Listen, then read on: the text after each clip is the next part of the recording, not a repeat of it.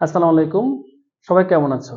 ICT টাইমসের one clip one MCQ এই সিরিজের আজকের এমসিকিউতে তোমাদের সবাইকে স্বাগতম। আজকে আমরা কুমিল্লা বোর্ড 2025 এসএসসিতে যে প্রশ্নগুলো এসছে তার মধ্যে একটা প্রশ্ন আমরা সলভ করব এবং সেই প্রশ্নটি হচ্ছে ইমেজ ট্যাগ নিয়ে। চলো তাহলে আমরা একটু কোশ্চেনটা ভেবি। 2 নম্বর কোশ্চেন কোন একটা সেটের। সেখানে বলা হচ্ছে যে ইমেজ ট্যাগের আবশ্যিক অ্যাট্রিবিউট কোনটি? আমরা একটু শুরুতেই কথা বলে নিব এই আবশ্যিক অ্যাট্রিবিউট নিয়ে। আবশ্যিক অ্যাট্রিবিউট হলো সেই অ্যাট্রিবিউট যে অ্যাট্রিবিউট ছাড়া কোনো একটা ট্যাগের কন্টেন্ট প্রকাশিত হয় না বা কোনো একটা ট্যাগের কন্টেন্টকে দেখা যায় না। তাহলে এখানে যেহেতু ইমেজ ট্যাগ বলা হয়েছে, তাহলে ইমেজ ট্যাগের আবশ্যিক অ্যাট্রিবিউট কোনটা সেটা একটু আমরা দেখব। এখন আসো, সঠিক উত্তর 4টা অপশনের মধ্যে সঠিক উত্তর হচ্ছে এখানে খ। তাহলে ইমেজ ট্যাগের আবশ্যিক অ্যাট্রিবিউট হচ্ছে এসআরসি, যাকে আমরা লিখি এসআরসি বাট বলার সময় বলি হচ্ছে সোর্স। এই সোর্স শব্দের মানে হচ্ছে উৎস। তাহলে আমি ইমেজ ট্যাগ কেন ব্যবহার করা হয় সেটা একটু বলে নিই। এই ইমেজ ট্যাগ ব্যবহার করা হয় ওয়েব পেজে ছবি যুক্ত করতে। আমরা আইএমজি দেখে বুঝতে পারতেছি।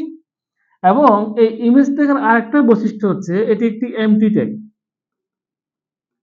এমটি ট্যাগ যার ওপেনিং আছে কিন্তু ক্লোজিং নেই। তাহলে এই ইমেজ ট্যাগের একটি অ্যাট্রিবিউট হচ্ছে সোর্স। এই সোর্স অ্যাট্রিবিউটের ভ্যালু হচ্ছে ইউআরএল। এই ইউআরএল হচ্ছে বেসিক্যালি একটা ছবি কম্পিউটারের কোন ফোল্ডারে বা কোন সাব ফোল্ডারে বা কোন লোকেশনে রয়েছে তা প্রকাশ করে। অথবা যদি এই ছবিটি কোনো লাইভ ওয়েবসাইটে থাকে তাহলে এই লাইভ ওয়েবসাইটের যে লিঙ্ক বা ছবির যে অ্যাড্রেস তা ইউআরএল হিসাবে ইউজ করা হয় এবং এই ইউআরএলটা হচ্ছে সোর্স অ্যাট্রিবিউটের ভ্যালু। এই সোর্স অ্যাট্রিবিউট ছাড়া কোনো ইমেজ যুক্ত করা যায় না।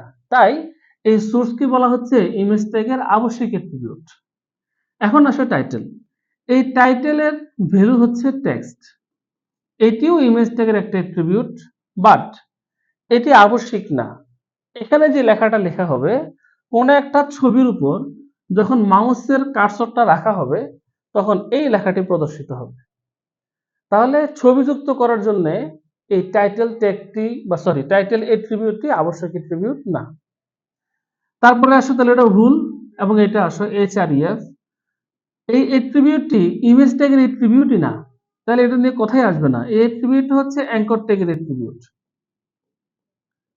যা মূলত লিঙ্ক তৈরি করার ক্ষেত্রে ব্যবহার করা হয়। এই বর্ডার যে অ্যাট্রিবিউটটি আছে এটি হচ্ছে ইমেজ ট্যাগের অ্যাট্রিবিউট, যার ভ্যালু ইউজ করা হয় নরমালি পিক্সেল এককে। কোন একটা ছবির চারপাশে বর্ডার আনার জন্য বা বর্ডার দেখানোর জন্য এই বর্ডার অ্যাট্রিবিউট ব্যবহার করা হয়। এবং এই বর্ডার অ্যাট্রিবিউটের যে ভ্যালু আছে এই ভ্যালু যত বাড়ানো হবে একটা ছবির চারপাশের বর্ডার তত বেশি মোটা হবে। ধরো আমি যদি ধরো একটু বাড়াই দিই, এখানে যদি ধরো আমি 10 পিক্সেল ব্যবহার করি তাহলে একটা ছবির চারপাশে এরকম মোটা আসবে। যদি আমি আরো পিক্সেল বাড়াই, ধরো আমি 10 এর পরিবর্তে 20 পিক্সেল ব্যবহার করলাম, তাহলে ছবির চারপাশের বর্ডারটা আরো মোটা হবে। তো সেটা কেমন হবে আমি একটু ধারণা দেওয়ার জন্য বলতেছি। ধরো এরকম হবে, আর একটু মোটা হবে। হ্যাঁ দেখো, এটা থেকে একটু মোটা।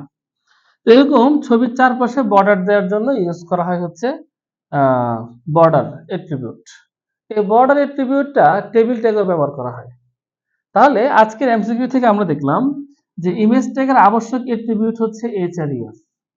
এখানে একটা জিনিস ইম্পর্টেন্ট, এই যে এই এসআরসি আর এইচআরইএফ হলো এই অ্যাঙ্কর ট্যাগের আবশ্যক অ্যাট্রিবিউট। তাহলে এটাও কিন্তু আবশ্যক বা আবশ্যক অ্যাট্রিবিউট, বাট এটি হচ্ছে অ্যাঙ্কর ট্যাগের বেলায়, আর ইমেজ ট্যাগের বেলায় যেটি এটি হচ্ছে সোর্স।